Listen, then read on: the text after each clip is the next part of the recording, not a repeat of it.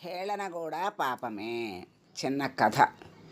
తమకు నచ్చని వారిని, తమ అభిప్రాయాలతో ఏకీభవించని వారిని అకారణంగా దూషిస్తూ ఎగతాళి చేస్తూ ఆనందిస్తారు కొంతమంది. అది నిజమైన సంతోషం కాదు, తాత్కాలికమైన వికృత ఆనందం. సూరసేన దేశానికి రాజు చిత్రకేతువు. ఒక సందర్భంలో నారదుడి ఉపదేశం ప్రకారం అతను ఆహారం మానేసి సమాధిలో నియమంగా ఉంటూ నారాయణ రూపమైన విద్యను ఆరాధించాడు.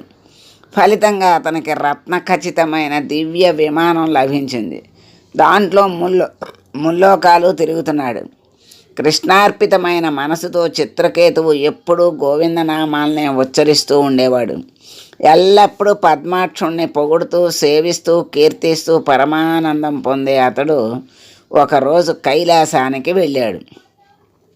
బ్రహ్మ ఇతర దేవతల సమక్షంలో ఆ వెండికొండ మీద సన్నిహితంగా కూర్చున్న శివపార్వతులను చూస్తూ పకపక నవ్వాడు. అంతటితో ఆగల. పార్వతీదేవి వింటుండగానే లోకానికి గురువైన శివుడు ధర్మసభలో భార్యను పామరుడిలా సిగ్గు లేకుండా లాలిస్తున్నాడని అన్నాడు. తాను ఇంద్రియాలను జయించిన వాణ్ణి అన్న అహంకారంతో సత్వరజస్తమో గుణాలకు అతీతుడైన పరమేశ్వరుణ్ణి ఆక్షేపించాడు.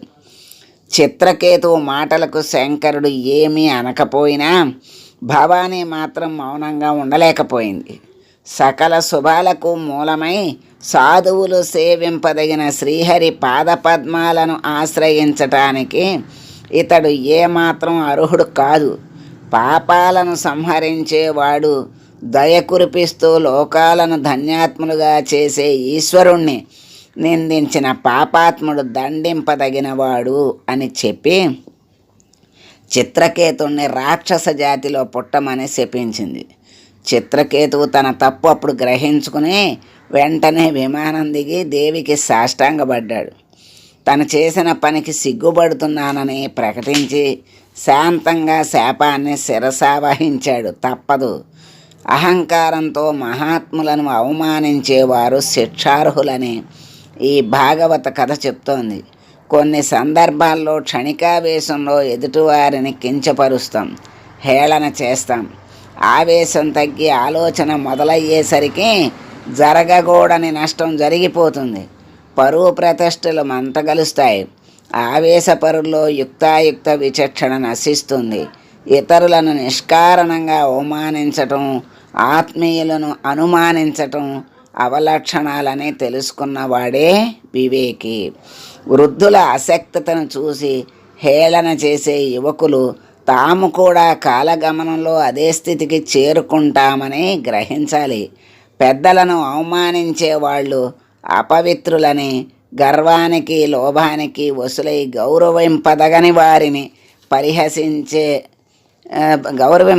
వారిని పరిహసించే వారు నరకానికి వెళ్తారని మహాభారతం చెప్తోంది. స్త్రీలు అత్యంత సౌభాగ్యశాలినులు, ఇంటికి శోభ కలిగించేవారని విదురుడు చెప్పాడు. స్త్రీలందరూ జగన్మాత అంశలే కాబట్టి వారిని తల్లుల మాదిరి భావించాలన్నారు శ్రీరామకృష్ణ పరమహంస. అటువంటి స్త్రీలపై నిందలు వేసి హేళన చేసేవారు తప్పక శిక్షార్హులే అన్నారు.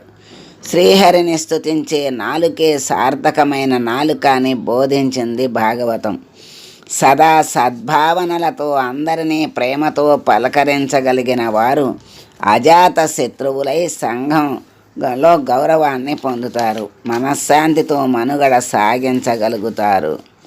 సర్వం శ్రీకృష్ణార్పణమస్తు. సర్వే జనా సుఖినో భవంతు. లోకా సమస్తా సుఖినో భవంతు. శుభం భూయాత్.